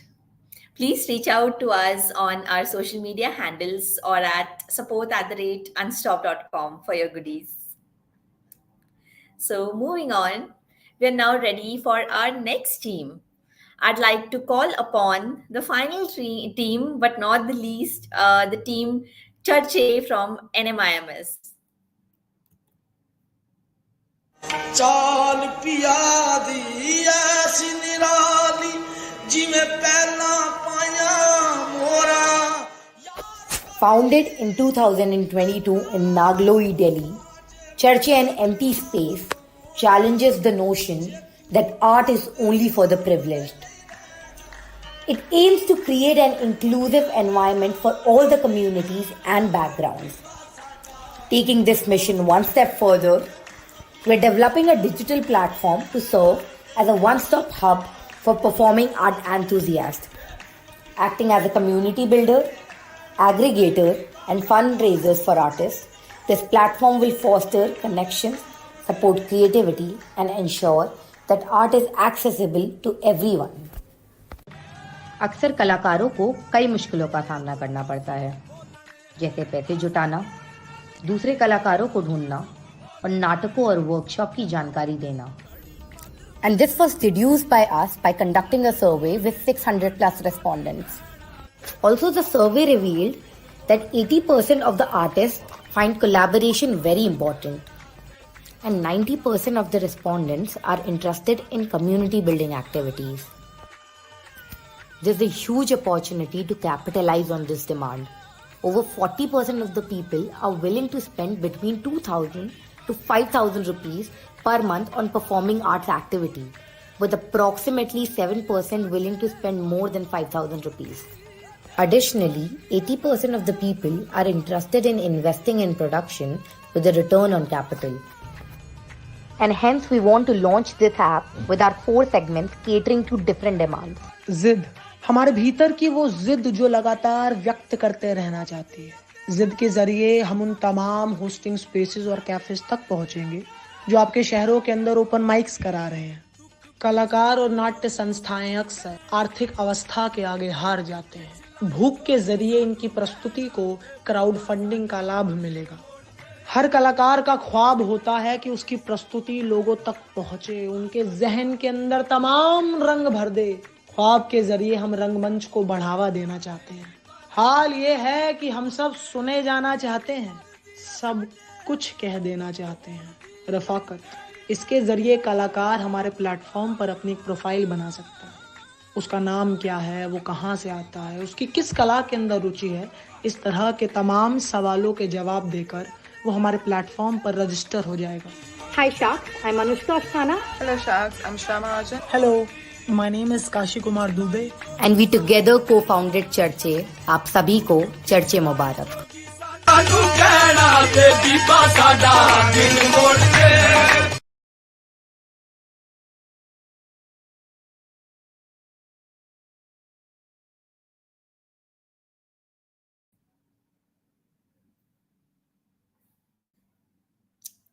Team, you can start your pitch.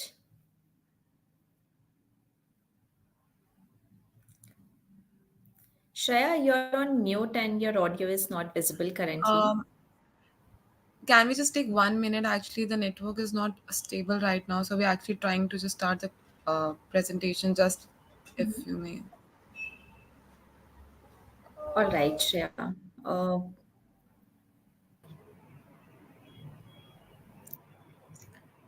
Hello, hi, am I audible? Hello.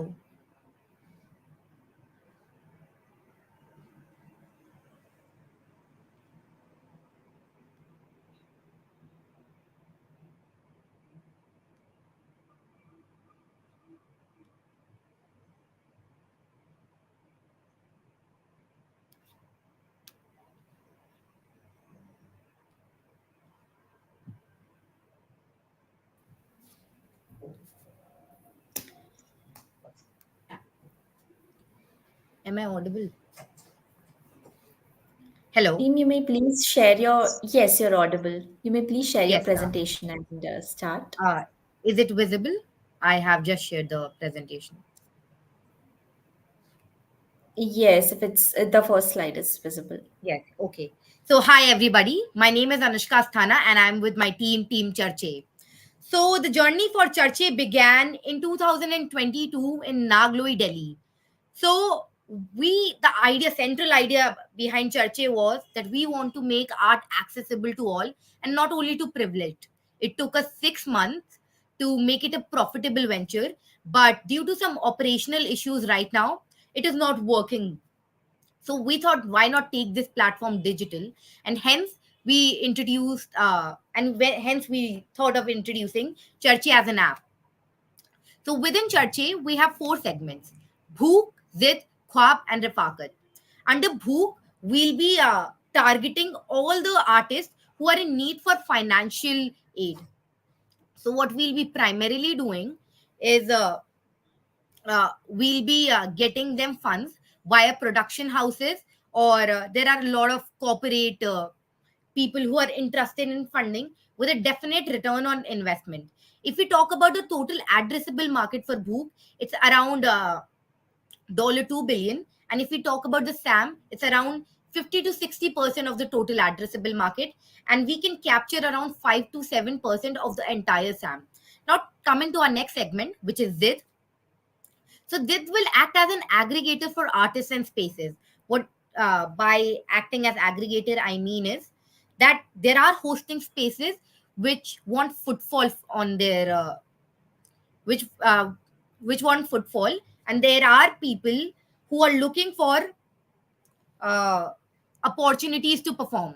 So in ZIT, our total addressable market is going to be around $3 billion, and the total SAM that we are targeting is around $300 million. And we can obtain around 5 to 7% in this segment as well. Coming to our third segment, which is Quap, which is uh, a platform with theater repertories. There are a lot of repertories, small repertories, which keep on having their small plays, their in-house artists who are struggling to earn money because they do not have enough recognition. So in Quaf, we are trying to cater all of those people and giving them opportunities to perform. So coming to our next segment, which is Khwab, which is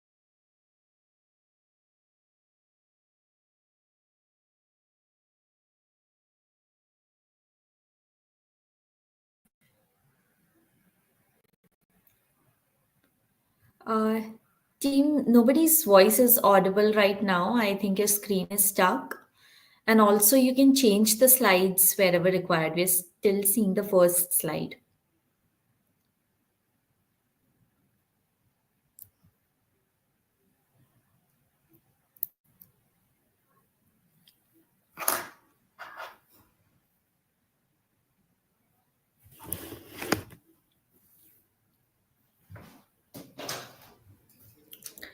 Okay, so seems like there is a network issue with the final team. So with this, I believe we can wrap up all the presentations for today. A huge round of applause for all the participating teams. The diversity of innovative ideas presented in this round is truly impressive. Today's contest has raised the stakes, promising an even more thrilling journey ahead. As you know, the winners of today's elimination round will be stepping into the semi-finals of T.U.P Season X, where we will be battling against winners of the other elimination rounds.